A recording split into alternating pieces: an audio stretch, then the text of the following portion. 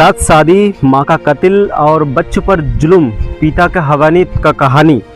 नमस्कार, मैं हूं शुभ पाइक, आप देख रहे हैं न्यूज़ 24 इंडिया। मैं अभी मौजूद हूं कलकत्ता, जो कि वेस्ट बंगाल करके जाना जाता है। मैं कलकत्ता में मौजूद हैं।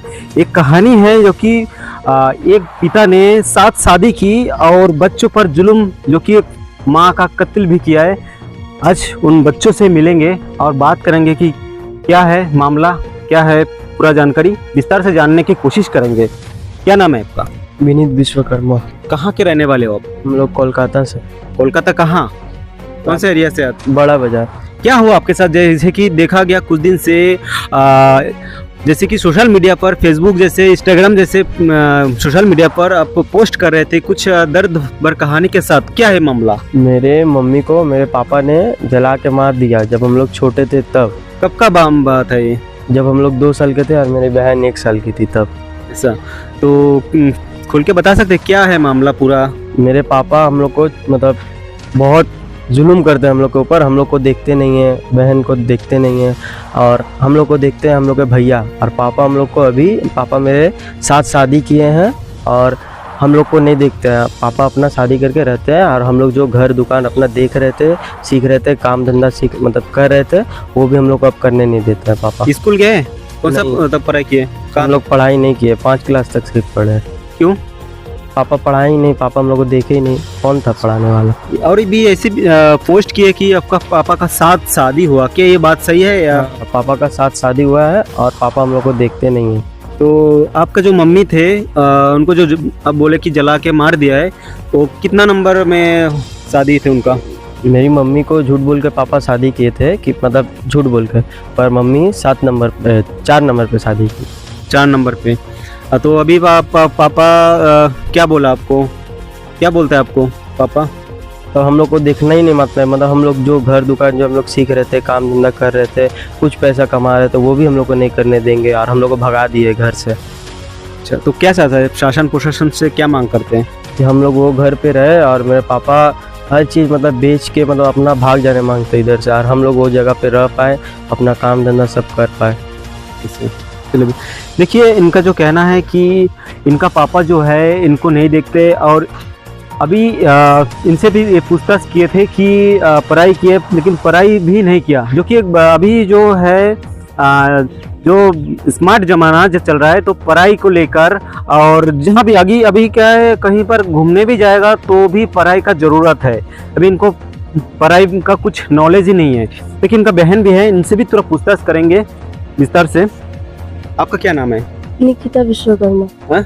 निकिता विश्वकर्मा। जो आपका पापा और मम्मी के साथ जो हुआ, थोड़ा विस्तार से बताएंगे क्या हुआ आप लोग के साथ? डरना नहीं है, पूरा खोल के बताना क्या हुआ आपके साथ। हमारे पापा हमारे साथ में बहुत जुल्म करते हैं। वो साथ शादी के बाद अब आके हम लोग को घर से निकाल दे रहे हैं। कहाँ थे इतना दिन? जो इतना दिन थे बोल रहे कि अभी आया, तो इतना दिन कहाँ थे, कुछ पता है करके? वो पापा गांव में थे या कहाँ थे हम लोग को नहीं पता। अभी हम लोग अचानक से आके हम लोग को घर से निकाल दिए। हम लोग को मारने की धमकी देते हैं, बोलते हैं कि मर्डर कर देंगे। ऐसा बोलते हैं कि मर्डर कर देंगे? हाँ। तो शासन प्रशासन को कुछ इस बारे में कुछ अवगत करवाए, कुछ बोले? हम लोग बहुत जगह गए थे पर किसी ने भी हमारी हेल्प नहीं की थी। ये FIR वगैरह कुछ किया? थाना में गए थे क्या? हाँ गए थे हम लोग, पर उनसे भी कुछ नहीं हुआ। कौन सा थाना में गए थे? गिरीश पार्क थाना। गिरीश पार्क थाना। तो वहाँ से क्या आपको क्या संदेश, क्या बोले थे थाना से? कुछ बोल रहे थे कि तुम्हारे पापा है, वो तुम्हें मार ही सकते हैं, तुम्हें शासन कर ही सकते हैं, तो क्या होगा, हम लोग कुछ नहीं कर सकते। ऐसा बोला? हाँ।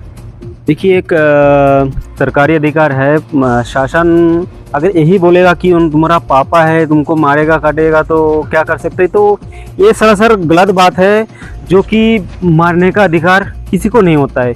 जबकि वो बाप हो, माँ हो, जो भी है, कि मारने का अधिकार किसी का नहीं होता है। तो ये मामला जो है कलकत्ता का है, और सोशल मीडिया में बीते दिनों से सोशल मीडिया में पोस्ट किया जा रहा था कि बहुत दुख से, वो भी आपको स्कीम में दिख रहा है कि किस तरह का पोस्ट किया जा रहा था। मैं बताना चाहूँगा कि कैमरामैन से कि इनको दिखाए कि देखिए किस तरह का इनका मासूम चेहरा है, कि किस तरह का दिख रहा है कि इनका माँ नहीं है और बाप जो है इनके साथ, इनका पिताजी जो किया है बहुत सरासर गलत किया है। कुछ दिन पहले और एक पोस्ट किया था कि इनको मार के खून निकाल दिया था, जो कि खून से लाल हो गया था। इस तरह का पोस्ट देखने को नजर आया था। कैमरामैन अजय के साथ मैं हूं शुभ पाइक, आप देख रहे हैं न्यूज़ 24 इंडिया। धन्यवाद। कोलकाता, 7 शादियां, मां का कत्ल और बच्चों पर जुर्म, पिता की हैवानियत की कहानी। कोलकाता, पश्चिम बंगाल की राजधानी कोलकाता में एक बेहद चौंकाने वाला मामला सामने आया। यहाँ एक व्यक्ति ने 7 शादियां की हैं, चौथी पत्नी की हत्या कर दी है और अब अपने ही बच्चों विनीत विश्वकर्मा और निकिता विश्वकर्मा पर अत्याचार कर रहा है। ये दोनों भाई बहन प्रशासन से मदद की गुहार लगा रहे हैं, लेकिन उन्हें कोई सहायता नहीं मिल रही है। मां की हत्या और बच्चों पर अत्याचार विनीत और निकिता की मां का नाम स्वर्गीय रीता था।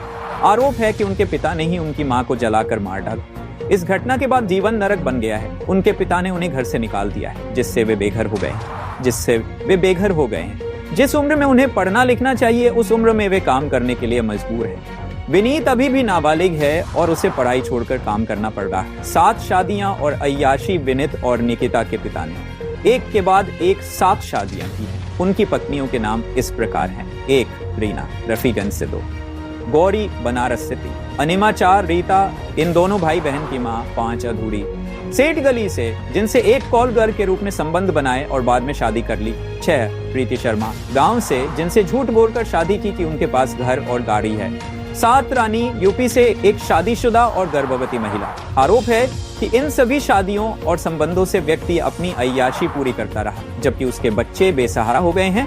प्रशासन से मदद की गुहार, लेकिन सिर्फ निराशा। विनीत और निकिता ने पश्चिम बंगाल और कोलकाता के प्रशासन से कई बार मदद मांगी है। वे पुलिस स्टेशन और सरकारी दफ्तरों के चक्कर लगाकर थक चुके हैं, लेकिन उन्हें कहीं से कोई मदद नहीं मिली। उल्टा उन्हें पता चला है कि उनके आरोपी पिता को ही प्रशासन का समर्थन मिल रहा है। ये मामला कानून व्यवस्था पर कई सवाल खड़े करता है।